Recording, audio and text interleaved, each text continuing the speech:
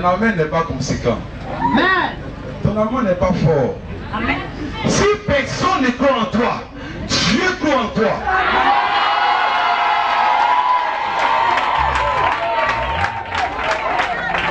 La Bible nous dit, Jésus est la résurrection et la vie.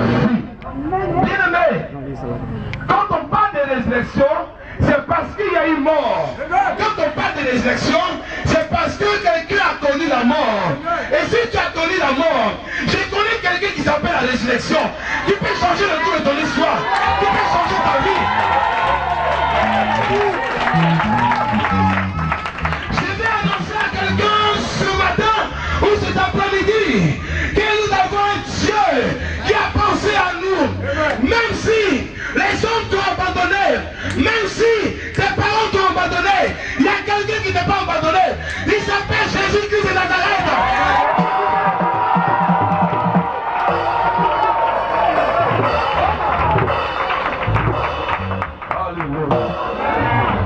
La Bible nous dit, dans le livre de Genèse chapitre 25, reprenez rapidement la Bible, car je vais partager avec vous une révélation du Seigneur.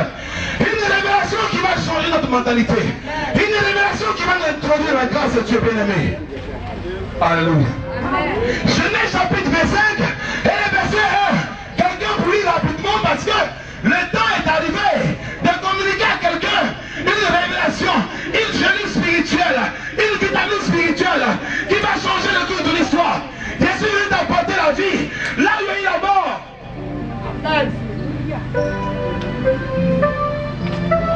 La parole de Dieu. Alléluia.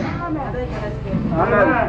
Genèse chapitre 25. Alléluia. Verset 1. Abraham prit encore une femme nommée Ketura. Elle lui enfanta Jimra. Alléluia, merci. Abraham prit encore une femme nommée Ketura. Dis une femme nommée Ketura. Une femme nommée Ketura. Tu parles comme un mot. Une femme nommée Ketura. Une femme nommée Ketura.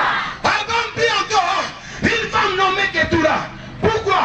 Parce que la première femme est décédée. Sarah est décédée. La Bible nous dit, Abraham a connu Sarah. Sarah était la femme qui a donné à Abraham l'enfant de la promesse. Sarah était la femme qui a donné à Abraham sa gloire. À cause de Sarah, Abraham était respecté dans le pays, dans les nations. Lorsque le roi voyait Sarah, il dit même c'est pas possible. Quelle belle femme. Abraham était respecté. À cause de Sarah, Abraham a été béni. Mais la Bible nous dit que Sarah est morte. Sarah est morte. Alléluia. Quand Sarah est morte, la Bible nous dit, Abraham s'est confié à Dieu.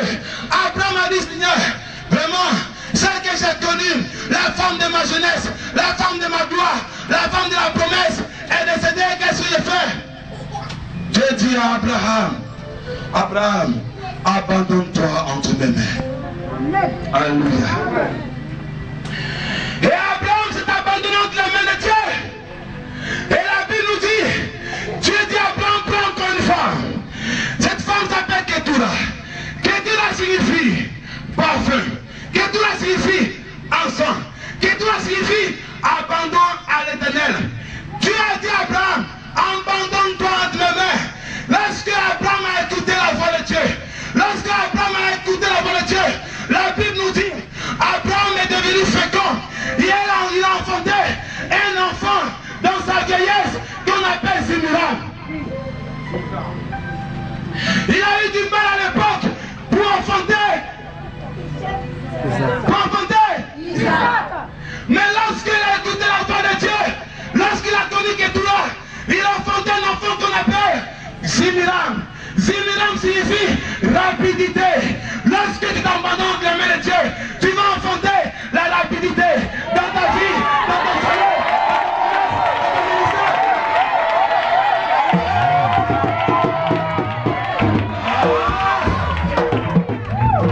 Il a enfanté la rapidité.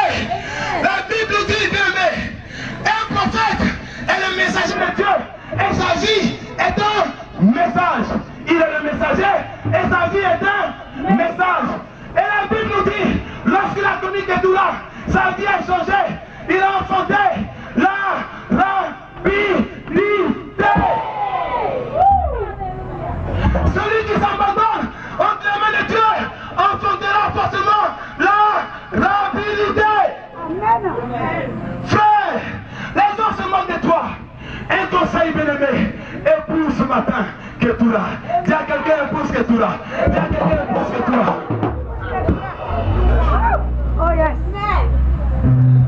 Celui qui s'abandonne entre les mains de Dieu, sa vie change, son ministère change, son foyer change, ses enfants changent, tout change, ta famille change, ta vie change. Alléluia. Quelque chose se passait dans la vie d'Abraham. Et quelque chose se passait dans ma vie parce que j'ai épousé Ketura. Laisse-moi t'annoncer ce matin, il y a un Dieu pour toi.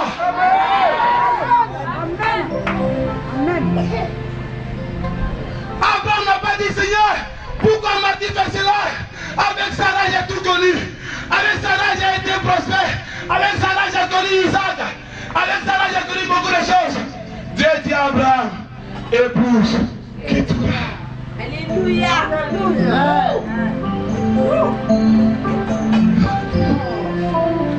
Celui qui s'abandonne entre les mains de Dieu, sa vie changera, son âme changera, sa destinée changera, son ministère changera, ton travail changera, ton mariage changera, tout changera. Si tu crois les écrits, alléluia.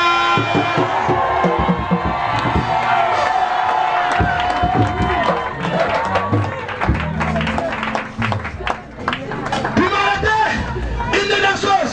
Comment s'appelle ce grand enfant?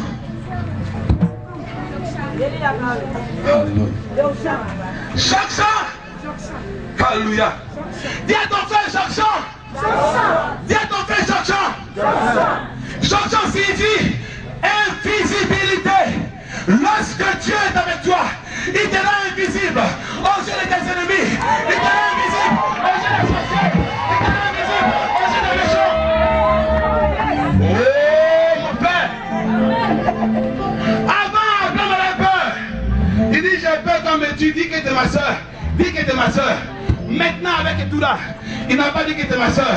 Avec Ketura, Dieu l'a rendu invisible aux yeux des méchants. Tu seras invisible aux yeux des sorciers.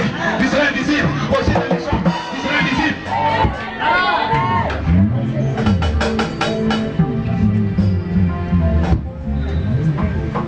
Celui qui épouse Ketura, il entrera dans sa bénédiction certainement, dans la rapidité.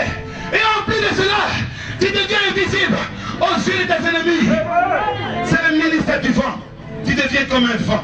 Tu es un vent. Tu es un vent. Aïe, aïe, aïe. Le vent est rapide. Le vent est invisible. Celui qui s'abandonne entre les mains de Dieu, il devient comme un vent. Il va rapidement à la vitesse du vent. Il est invisible comme le vent. Et il produit des dégâts. Dis, je suis un vent.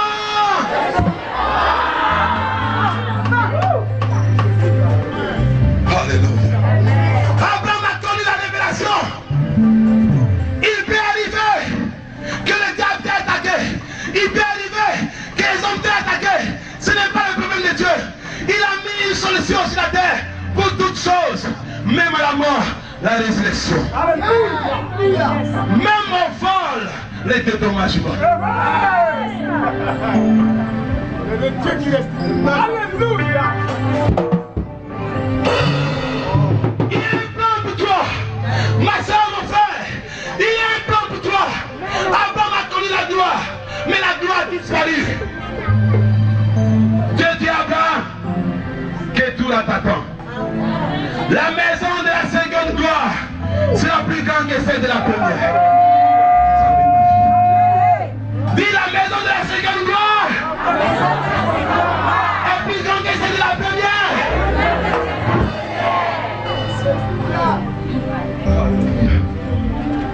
Peu importe comment était la maison de la première gloire, mais la maison de la seconde gloire t'attend. Il n'a pas fait de calcul. Alléluia. Il a voulu cogiter, Dieu dit, entre à ma présence. Entre en ma Présence. Il y a une onction de rapidité qui va poursuivre votre vie. Il y a une onction de rapidité qui va frapper ce ministère. Là d'où je viens, j'ai fait 2 mois sans que je ne prêche dans une église, dans une assemblée. Et la première fois qu'on m'a donné la parole, Zimira Menni. Dis Zimira. Ça signifie quoi? On va acclamer le Seigneur pour moi.